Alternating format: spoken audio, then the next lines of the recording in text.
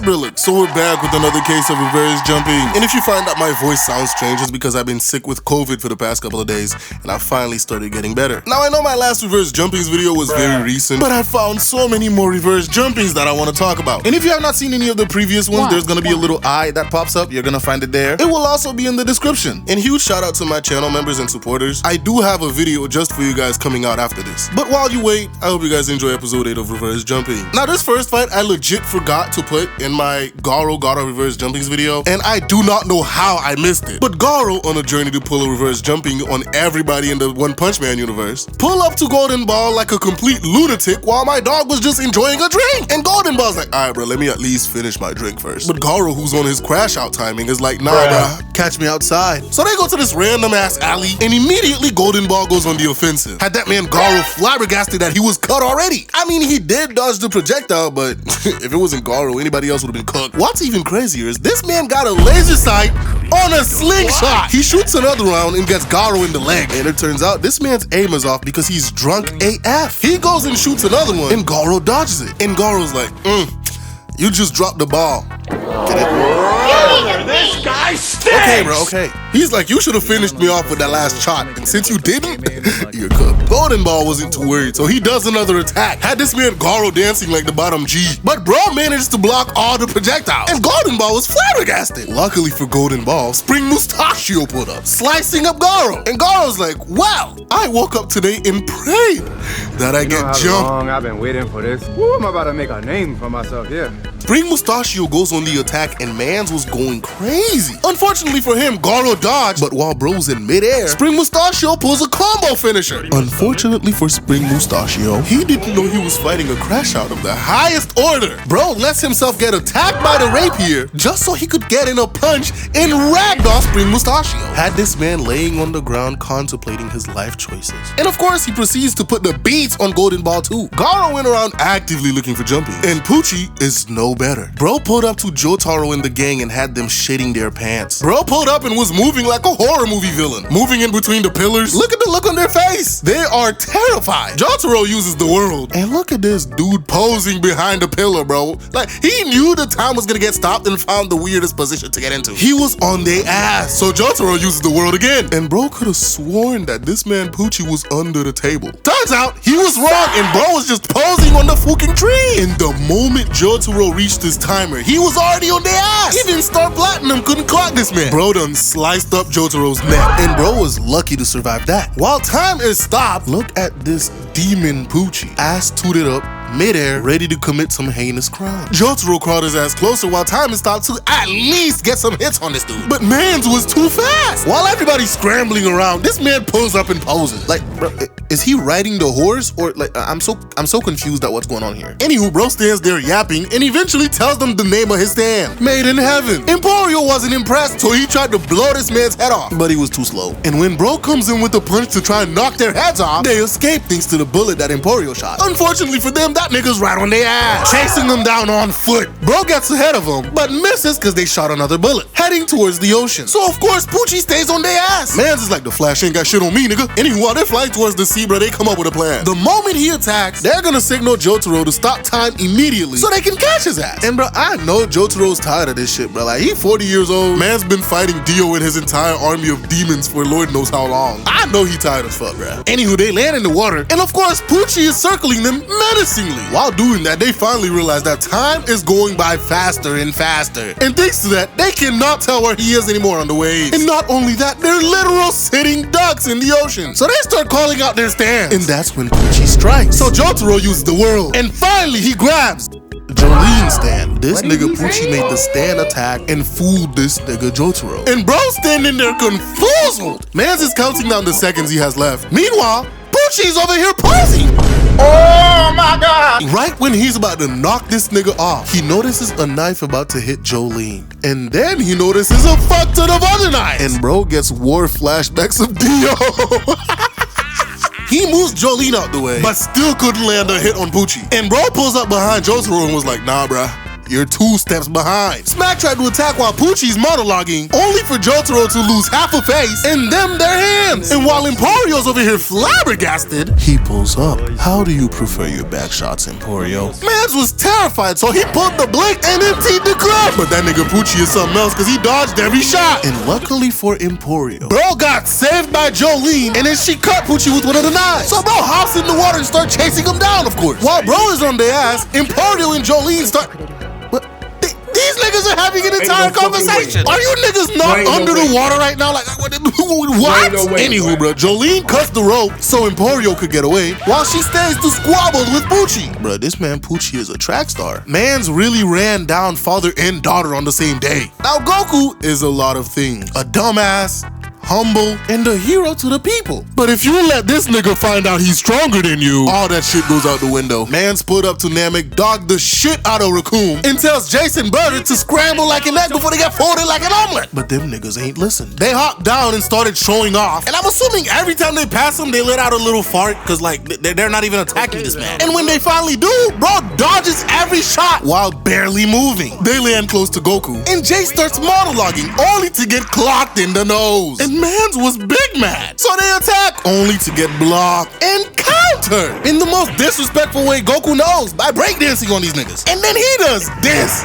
And mind you, bro's just showing off just because he can. They start doing whatever this is, and these niggas were literally out of breath. And y'all niggas have not landed a single hit. Meanwhile, Goku's ass is just standing there menacingly. Finally, they decide to actually throw some punches and can't even touch Goku. Meanwhile, Vegeta's on the sideline flabbergasted that Goku's so fast. They start throwing a bunch of energy blasts. And Goku, may I remind you guys this again, just to show off, blocks them all by screaming. Like, I guess this is where Jiren got his inspiration from, bro. While they're doing all that, Raccoon is still on the floor in front of Goku. Ass tooted up, bro. Anywho, when pelting this man with energy blast didn't work, they come up with a new plan. Assuming Goku's gonna jump out of the way to dodge Jace's attack, only for that nigga to deflect it, so their plan failed. Burter gets heated and goes to charge, only for that nigga Goku to disappear. And have this nigga Burter staring at Raccoon's bare ass. Bro appears behind Burter like prime Michael Myers. Had that nigga flabbergasted that somebody was that fast. So of course Burter gets mad and starts attacking and missing. Jace seeing this gets mad and hops in the fight too. And I guess Goku learned this from Jumping Broly, bruh. Cause man was just dodging all their hits. And these niggas ended up just hating each other. Goku finally done with toying with these niggas. Kicks Burter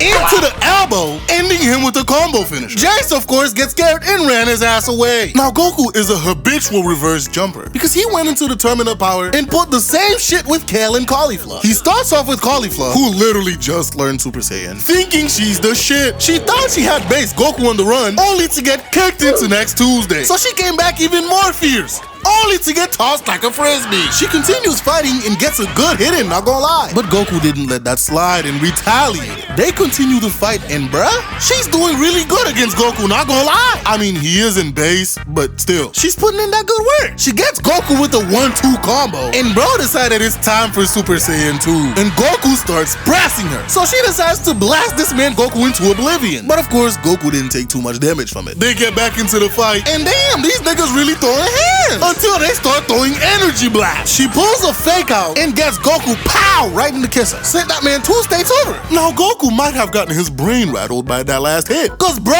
invited Kale to hop in the fight. Now this man Goku thought this shit was gonna be sweet until bro started getting combos. They out here pulling team up moves on him. Goku decides to get serious and starts going bam for bam with both of them. Bro goes to Super Saiyan 3 and throws his eyebrows away. And then he starts horror farming. Kale, in an effort to go Super Saiyan 3, turns into Woman Broly. She gets it under control and they get back to fighting. Of course, Goku getting the 2-man of his life. Mans had to resort to Solar Flare. But Kale was not having that and decides to pull a Broly original. They go flying and Goku almost gets her, but Cauliflower came in for the save. Frieza tried to do Frieza things, but was thankfully stopped by Goku.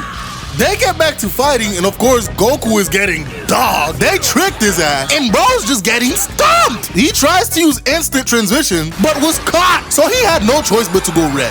Why is he using the spirit gun? Bro starts laying the paws on the two of them. And of course, when Goku knows he's stronger than you, he pulls off shit like this, kicking the shit out of this little girl. They try to double team him with a ki blast, only for him to respond in kind, overpowering them. And that shit follow her just to hit. Yeah, well, Cauliflower's out of commission. Goku talks some shit and then fires a blast to end them, but then they fused. And of course, we know Goku disrespected him the same with his bullshit. But that fight's gonna be a member exclusive, so join the channel to support me and get that extra content. But next, we join the minority hunter Zoro himself at Whiskey Peak. Bro ran down about 100 niggas by himself. Bro was standing on top staring down 100 niggas with zero fear. And by the time they point this man out to kill him, man's disappeared, how they ass looking crazy. And what's even worse is bro went down there looking for himself right along with everybody else. Like that one old man who joined the search party to find a missing person. Himself. Them niggas was looking crazy by the time they realized Zoro was right next to them. So of course, them niggas started blasting. And bruh, these niggas have the worst aim I have ever seen. How did you niggas end up shooting each other? These dumbasses stood in a perfect circle to shoot some guy in the middle. A perfect recipe for disaster. And then this nigga Zoro gonna pull up and start aura farming. Like, dude, you know when a nigga just got a fresh cut, line up all crisp and shit? Bro was just trying to show that shit off. Now after this, Bands made sure that he lived up to his name as the minority hunter. Now All Might, the nicest guy in town, decided to play the villain for once and had Bakugo and Deku shitting their pants. Now we start this off with Bakugo backhanding the taste out of Deku's mouth for daring to breathe anywhere near him. Now Big Daddy All Might didn't like this. So bro pulls up, grabs Bakugo by his face and slams him in the ground. And then this man pulls up to Deku,